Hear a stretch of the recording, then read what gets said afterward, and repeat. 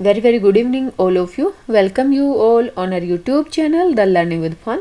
I am doctor Manju Takshak. आज की इस वीडियो में हम कंटिन्यू करेंगे class 9th NCERT science book chapter 5. इस चैप्टर में हम पढ़ रहे हैं components of the cell. Cell के जो डिफरेंट कंपोनेंट्स हैं लाइक सेल मेम्ब्रेन या plasma membrane, cell wall, nucleus, ये हम अपने प्रीवियस वीडियोस में स्टडी कर चुके हैं. इस वीडियो में हम एक और सेल का इम्पोर्टेंट पार्ट है दैट इज साइटोप्लाज्म, इसके बारे में स्टडी करेंगे. तो साइटोप्लाज्म को स्टडी करने के लिए या समझने के लिए हम जो अपनी प्रीवियस वीडियो से थोड़ा सा कोरिलेट करते हैं. अगर आपको ध्यान है तो हमने ओनियन पिल की एक टेम्परेरी माउंट देखा था और सिमिलरली हमने जो ह्यूमन चिक सेल्स हैं उनको भी माइक्रोस्कोप के अंडर ऑब्जर्व किया था. तो इन सब में आपने क्या देखा था, यानी कि अगर आप प्लांट सेल्स देख रहे हैं या एनिमल सेल देख रहे हैं तो यहाँ पे हम क्या देख रहे थे कि a large region of each cell enclosed by cell membrane. ठीक है, इन सब में हमने क्या देखा था, प्लाज्मा मेम्ब्रेन और सेल मेम्ब्रेन देखा था.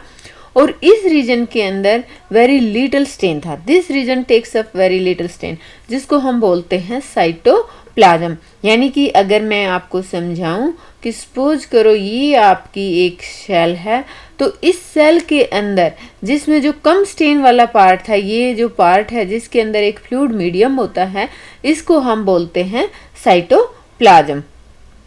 ये जो साइटोप्लाज्म है this is the fluid content inside the plasma membrane. जो ये बाहर की, जैसे मैंने अभी ये दिखाया, ये प्लाज्मा मेम्ब्रेन के अंदर जो फ्लूइड कंटेंट है उसको हम क्या बोलते हैं, साइटोप्लाज्म बोलते हैं.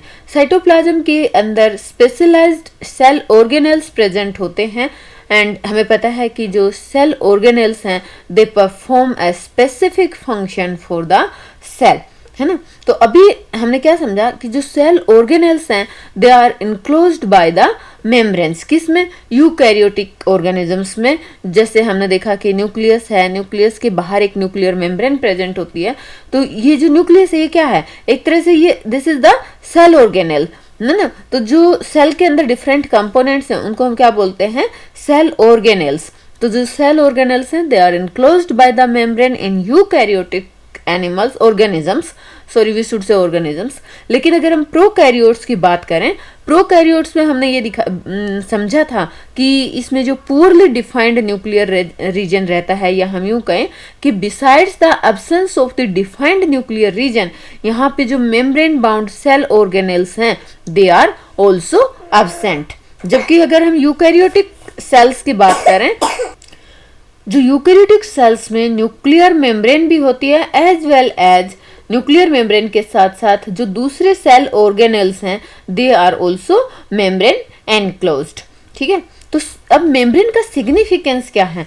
The significance of the membranes can be illustrated with the example of the viruses. जैसे वायरस हैं उनमें कोई मेम्ब्रेन नहीं होती, तो मतलब they do not show the characteristics of the life until they enter a living body. जो virus जो है किसी लिविंग बॉडी के अंदर एंटर कर जाते हैं then they show the characteristics of the life, but क्योंकि उनमें मेम्ब्रेन नहीं है और मेम्ब्रेन ना होने की वजह से when they are outside the living organisms they do not show the characteristics of the being alive. So जो वायरसेस हैं they use its cell machinery to multiply after entering into a living body. उनकी जो cell machinery है वो तभी चालू हो जाती है जब वो किसी दूसरे लिविंग बॉडी के अंदर वायरस जो है एंटर करते हैं. सो यहाँ पे हमने मेनली दो तरह की सेल्स देखी, prokaryotic cells and eukaryotic sales. Exam में क्वेश्चन बहुत ही अच्छा क्वेश्चन बनता है और ये केवल आपके यहाँ पे 9th और 10th के एग्जाम की बात नहीं हो रही है, इवन बाद में जब आप नीट का एग्जाम देते हैं और उसके आगे भी कोई भी आप कॉम्पिटिटिव एग्जाम देंगे उन सब एग्जाम्स में इस तरह के क्वेश्चन पूछे जाते हैं. क्वेश्चन है आपका fill in the gaps in the following table illustrating the differences between the prokaryotic and eukaryotic cells. यानी कि यहाँ पे हम पढ़ने वाले हैं the difference between prokaryotic and eukaryotic cells. जो प्रोकैरियोटिक सेल्स हैं इनका साइज जो है जनरली स्मॉल रहता है, यानी कि साइज रहता है 1 to 10 माइक्रोमीटर. और प्रोकैरियोटिक सेल्स में आप ये मान के चलिए कि मेम्ब्रेन जो है, जो सेल ऑर्गेनेल्स हैं उनके बाहर जो मेम्ब्रेन है वो एब्सेंट रहती है. 1 माइक्रोमीटर का मतलब होता है कि 10 to पावर -6 मीटर, यानी कि 1 मीटर को अगर आप 10 to पावर 6 से डिवाइड करोगे तब जो वैल्यू आती है दैट इज 1 माइक्रोमीटर। वहीं पे अगर हम यूकैरियोटिक सेल्स में साइज की बात करें तो इनका कंपैरेटिवली साइज जो है वो बड़ा होता है, इनका साइज होता है 5 to 100 माइक्रोमीटर। अब बात करते हैं न्यूक्लियर रीजन की।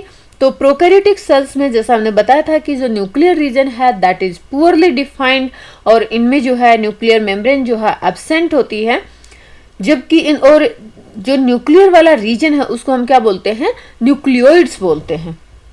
सो यहाँ पे जो प्रोकैरियोटिक सेल्स हैं इनमें जो अनडिफाइंड न्यूक्लियर रीजन रहता है जिसमें केवल न्यूक्लिक एसिड प्रेजेंट होते हैं तो उसको हम क्या बोलते हैं, न्यूक्लियोइड्स बोलते हैं। जबकि यूकैरियोटिक सेल्स में न्यूक्लियर रीजन वेल डिफाइंड रहता है, न्यूक्लियर मेम्ब्रेन से सराउंडेड रहता है। प्रोकैरियोटिक सेल्स में अब हम बात करते हैं क्रोमोसोम की, तो सिंगल क्रोमोसोम प्रेजेंट होता है, जबकि यूकैरियोटिक सेल्स में मोर देन 1 क्रोमोसोम प्रेजेंट होता है। और हम बात कर लेते हैं कि सेल ऑर्गेनल्स की। तो प्रोकैरियोटिक सेल्स में जैसा हमने बताया कि जो बहुत सारे सेल के अंदर जो सेल ऑर्गेनल्स हैं उनमें मेम्ब्रेन नहीं होती है, so they are membrane bound cell organelles are absent. लेकिन यूकैरियोटिक सेल्स में जो मेम्ब्रेन बाउंड सेल ऑर्गेनल्स हैं दे आर प्रेजेंट। तो ये हमने देखा difference between the prokaryotic and eukaryotic cells. So इस वीडियो में इतना ही। Thanks for watching the video. जय हिंद।